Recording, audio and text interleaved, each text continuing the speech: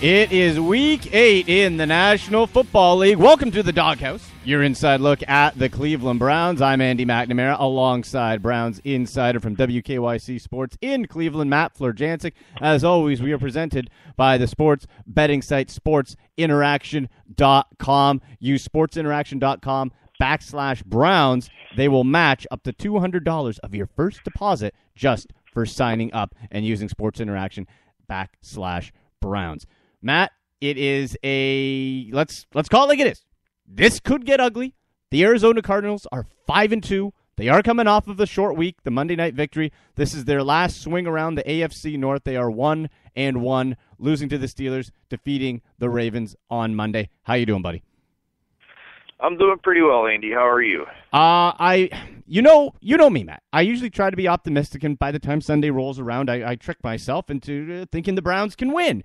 I am finding myself struggling to predict this week, struggling to come up with reasons on why Cleveland can beat the first place Arizona Cardinals. Really, all I got is circumstance, that it's a short week and they're coming from the West to the East, which, as always, is a tougher game plan. Outside of that, I got nothing. Can you give me some positivity? Why are some reasons you think the Browns might be able to contend it against the Cardinals? Well, they get 3 defensive starters back, so that's a good start right there. And Craig Robertson, Tashawn Gibson, and Joe Hayden. Okay. Now, granted, the defense wasn't playing particularly lights out with those guys in it, but I have to think that 3 starters back definitely gives you a boost in some way, shape, form, or fashion, and I think that's what the Browns are hoping for with those 3 guys coming back. I would say I've got a little bit of hope for the running game if Robert Turbin gets more carries, because he looked pretty good, at least to me anyway, when he got his opportunity against the St. Louis Rams. And he's familiar with the Cardinals' defense, being the fact that he spent a few years with the Seattle Seahawks in the NFC West division. So I think those are 2 reasons to be optimistic.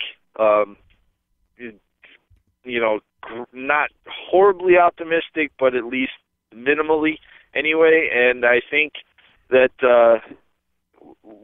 what the week of practice has been with how they've gone about their quarterback reps and whatnot, that probably gives you more cause for concern than optimism at this point, though.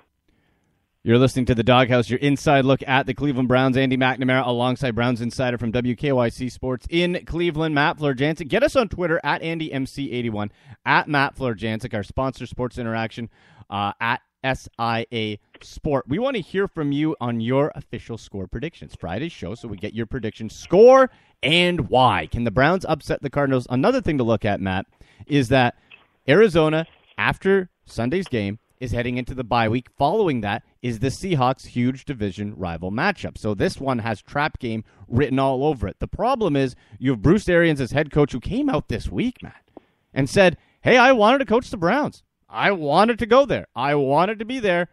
They said no.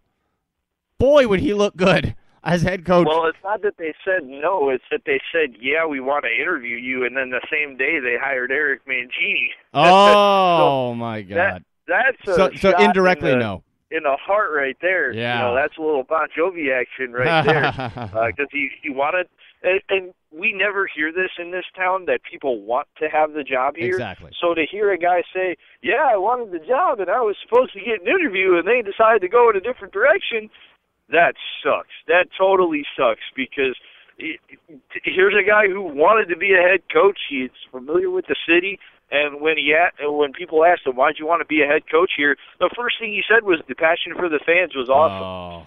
It made it a fun, enjoyable atmosphere to be in. And I'm thinking to myself, oh, my God, this guy would make a great politician right now. Oh, sure. Sign him up. Everything that you'd want to hear as a fan. So I look at it and say it's disappointing to hear in one sense, because we've had absolute garbage of teams since then, but then I look at what he has in Arizona that's led him to be successful, and I go, there's absolutely no way he could get that here. There was no way he would get a Carson Palmer here, and there's there was no Larry Fitzgerald or John Brown or any of those talented wide receivers there because we're allergic to wide receivers in this town. So I would say I'd be cautiously optimistic that he'd be given an opportunity to build a team, but then I look at the past history and say 2 years is not enough for him to build a team. And he walked into a pretty damn good situation in Arizona, and he's made it work for him. He really has, and yeah, they had that chance to try to bring him in after he left Indianapolis following his filling in for Chuck Pagano. So another time. And, Matt, you would have got somebody with experience in the division, the guy who built Ben Roethlisberger, the guy who built him up. You would have that. No, anyway, you know what? We're going to drive ourselves crazy as far as the what-ifs scenarios as far as head coaching goes. But anyway, so you brought up some of the weapons. You mean the same Ben Roethlisberger that tortures us every that is single correct. year? Yes, the very same. Yes. Nice. Nice. Nice. Yeah. Weaken the enemy and strengthen yourself. Never been a strength of the Browns. No. At least not since '99. No, not so much. Instead, we're hearing the same rhetoric through the press conferences and media availability throughout the week. We got to get better. We have to stop the run. We listen, Coach Pett, Coach O'Neill, we believe it. As fans, we know what you have to do. That's not a mystery. We get that. We get that you cannot allow 150-plus yard runners. Oh, by the way, CJ2K Chris Johnson coming to town, who's been revitalized this season. He's probably going to tramp all over you too. So we get that. We also know that you want to run the ball, and we've also found out you cannot do that consistently. But you brought up Turbin as a possibility, and I agree. In limited work, he looked good. He showed some flashes, and really, I guess, a very similar runner to Isaiah Corral to the Crow, isn't he, as far as more of a downhill guy? And I see them kind of splitting the reps while Duke Johnson is really the change of pace, right? Yeah, Duke is, if he's in, he's going to catch the ball. Yeah. He's not going to run very often, right? Which pretty much gives away your offensive game plan. But that's a whole different topic. He's not really the explosive runner that they talked him up to be. He's dynamic in the passing game. There's no two ways about it. But running the football-wise, it's going to be up to Turbin and Crow. That's why they claimed Turbin off of waivers when he was injury waivered from the Seattle Seahawks. So I look at this and say that was a good start for him. We talked to him, I believe it was Wednesday, and he seemed in a very matter-of-fact, if they give me 20 carries, I'll be fine, and forget about the ankle pain. Don't mention it because it's not going to be right pretty much the rest of the year type of answers. And I respect that because usually people aren't willing to talk about injuries. He's like, yeah, right. I know it's not going to be good. It's not 100%. It's probably not going to be. I don't know when it will be 100%. So I just look at him and Crow as being better options. Here's a statistic for you. Okay. On first down against the Rams, the Browns ran the ball 15 times. 5 of those were for negative yards. Wow.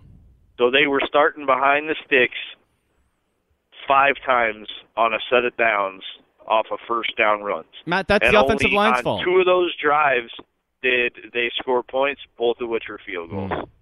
And you have to blame first, if there's penetration immediately in the backfield, that falls on the offensive line straight away. And they were the penalties. We talked about it on Monday's show. The penalties so frustrating on what was expected to be an elite line is turned into a complete joke. Whether that's scheme, whether that's guys getting too comfortable, whether that's guys stop caring, I don't know. What I do know is that if you have big defensive bodies in the backfield, as the ball carrier is handed the pigskin, you're going to go for a loss, and you cannot blame that on the running back.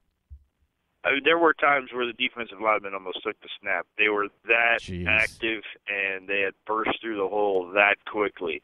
Anytime you have a scenario like that, you have a world of problems. You cannot give up that much at the line of scrimmage and expect to win. And getting behind the sticks on the run is one thing. Having penalties that get you behind the sticks, another thing. You just cannot start second and 13 or first and 25 after a 15-yard penalty. Like, you just can't do it, and they did it far too often. to be successful against a good defense, and they can't do that against Arizona because Arizona is just as physical and just as good up front as St. Louis is. Maybe not at the D tackle spot, but for sure at the defensive end spot. And then you throw in a pass rusher like Dwight Freeney. I mean, you could have some guys that have career days if you're not careful. Well, and they have a better secondary than St. Louis too with Patrick Patterson, right? Like you have him, Peterson. You have him back there as well. So it's not like with St. Louis where the secondary was okay and you had the dominant front seven. Arizona kind of spreads everything out. They do a lot of things well. They have a lot of top 10 ranked. They're not number one in anything, but they do a lot of things well. Now, historically, if we look at it for whatever that's worth, the Browns 33-13-3 in the all-time series at home, all-time against the Cardinals in their various destinations, 15-6-2, lost the last time they played each other. How about this too, Matt? The Browns it's only worth 2 wins, so hey, numbers are great to look at when you're a losing team, but the Browns have registered 2,067 passing yards this season, the most through the first 7 weeks of a season in franchise history, currently 4th among all NFL teams. So that's a positive as far as the offense goes, but we know that if you're trailing late, you get a lot of garbage yards too, right? And then all in all, it doesn't mean that much. Yeah, and they've gotten a lot of garbage yards this year, but not as much as you think because they were within one score late in games. Sure. Oakland, they were behind by 2 scores, as you know, because you were there in person, but they fought their, actually it was 3 scores, but they fought their way back into it to give themselves a chance at the end. They did the same thing in San Diego where they fell behind, but they were still able to get points to get themselves back in the ball game. So it's not as many garbage yards as you think. I think the only games where you could say they got a lot of them were the opener against the Jets and then last week against the Rams when they were just getting demolished by 3 touchdowns each game. So I look at that and say the number isn't as off as it could be as in past years, but you also look at the way that McCown played over that 3-game stretch where he got him 1,100-plus yards, set a franchise record for the most throwing yards in a game, most throwing yards over a 3-game period. You have to tip your cap to him because he's throwing to a crew of wide receivers that essentially is the same that Brian Hoyer had last year, and Hoyer didn't put up nearly the numbers that Josh McCown has. So tip of the cap to him for being able to, A, withstand a hell of a lot of punishment. He's been sacked 21 times in the last 5 games. And B, credit, big play Gary Barnidge for emerging as legitimately the only downfield threat that this team has at this point in time. The difference, though, and I agree the numbers are impressive. The difference, though, this time last year, the Browns were atop the AFC North or close to it. So how much does that really factor in? The bottom line to me, Matt, is this, and let's talk quarterback here on the Doghouse, your inside look at the Cleveland Browns. I'm Andy McNamara alongside Matt Florjancic, Browns insider from WKYC Sports in Cleveland, does a great job covering the team. You can email us, the Doghouse Show, DAWG, @gmail.com. And on Twitter, we'll get to your Twitter responses in the Barkov later on in the show. At AndyMC81, at Matt Florjancic. Give us your score prediction for Cardinals versus Browns Sunday at First Energy Stadium down by the lake in Cleveland. We'll also have our sportsinteraction.com Moneyline picks of the week in a few minutes as well. But quarterback, Matt. Now, on Monday's show, Josh McCown, we spoke about it.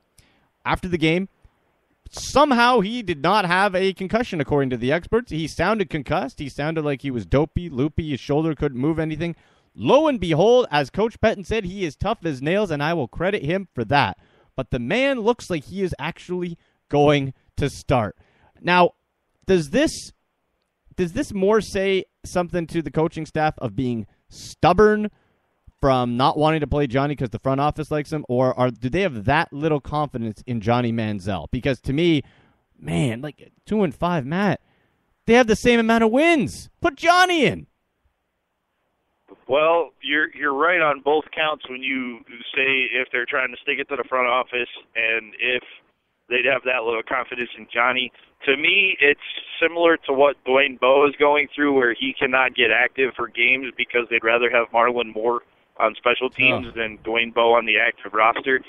It's the fact that the coaching staff saw what the front office did or didn't get them over the